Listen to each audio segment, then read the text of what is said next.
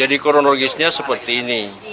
Pada malam tasya, di malam ketiga, di rumah Demile ada disiapkan nasi kotak, kurang lebih sekitar untuk 200 orang.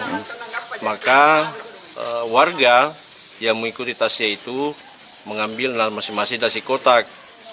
1 hari kemudian muncul gejala muntah, berak, dan sebagainya.